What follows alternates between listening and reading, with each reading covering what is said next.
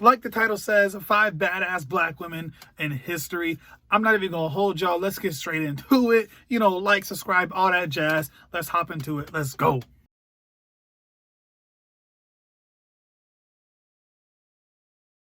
So let's start with the Dahomey, or maybe the Dahomey Amazons. I'm not quite sure how it's pronounced, but you know them well. And the only reason I say that is because they are the inspiration for the all-black woman army in the Black Panther movie. If you've seen the Black Panther movie, you know what they're based off of and how fierce and strong these women were.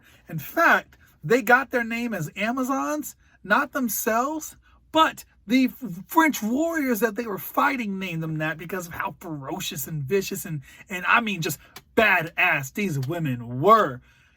Literally, I'm not even joking with you, part of their training was to climb a wall of thorns. The men in their army and their military didn't even do that. Only the women.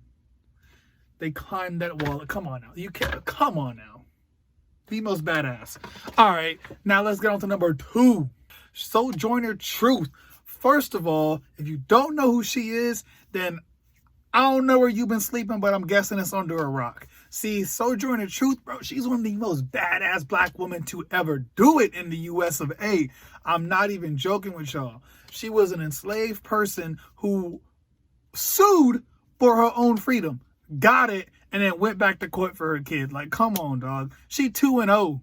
She is 2-0 with them court cases. And then she went on tours, speaking tours as an abolitionist. In fact, they say she was so powerful when she spoke and her voice had so much strength that dudes really thought she was a man. And to prove dudes wrong that she wasn't a man, you know what she did? I ain't gonna hold you. She lifted up her shirt and showed them breasticles all up. Said, I ain't a man? All right then. That's what I thought. Come on now. Where they do that at? Only in badass black woman school. Come on now. Number 3. If you do not know this woman, then I understand because she's not really that well taught. But her name is Queen Nzinga, right? So she is the queen and really a person who built up the Angola nation in Africa, right? So she's an African queen. Her brother was the original king, and she was so powerful and so well spoken, and so everything was just amazing about her, and the people loved her, that her brother was terrified of her and thought that they would commit a coup. So to prevent her from committing a coup, the brother killed her son and then had her sterilized. And then when the Portuguese was like, hey, Angola, y'all looking real sweet over there, he was like, hey, Nzinga, so sorry about killing your son and all that stuff. Can you tell the Portuguese not to hurt us? And then she really went and negotiated with the Portuguese and was like, listen, y'all ain't gonna touch us. I'm gonna keep it a buck with you. You ain't gonna touch us. And what ended up happening was when they went to the negotiation table, that's why I say she's a badass. When they went to the negotiation table, I kid you not, in the meeting that they had, the Portuguese set up a room with only one chair because they wanted her to feel inferior, that she wasn't even worthy to sit. So the Portuguese took that seat that was set up in there, and when she walked in, she said, there's only one chair here. And then they said, yeah, we know. She said, oh, okay, no problem. And she called one of her male servants over. Hey, said, get on all fours. She used that man as a chair for the whole meeting. Come on, dog. You can't get more badass than that, bro. Come on. Number 4, let's talk about Miss Rachel Pringle Polgreen. She's a businesswoman. No, not the Pringle chips, but nonetheless a businesswoman in Barbados. See, what happened was she was an enslaved person, and some guy bought her with the intention of solely having a sexual relationship. And so what ended up happening was, to get out of said relationship, if we'll call it that, she said that she was pregnant. And I don't know about y'all, but back in the day when a white slave owner got an enslaved person pregnant, it was seen as a disgraceful act. So to get out of that disgraceful act, her slave owner, the owner, he said he skedaddled.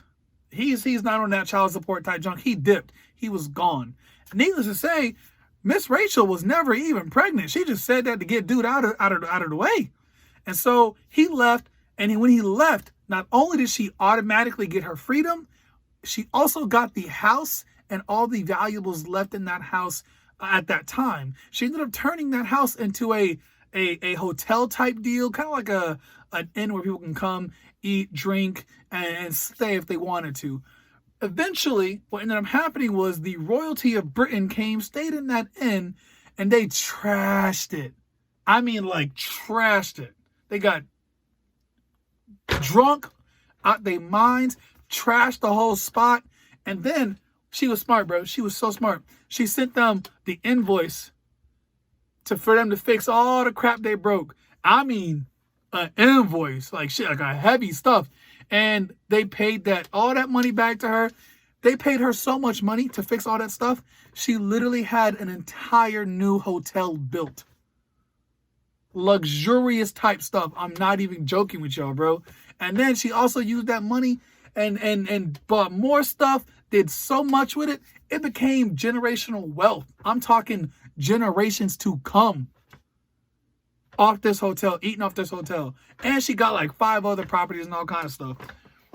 Like, she was chasing the bag for real. Number 5, let's talk about my girl Carlotta. See, she is, I mean, the badassery of badassery. So, first of all, her nickname is La Negra Carla.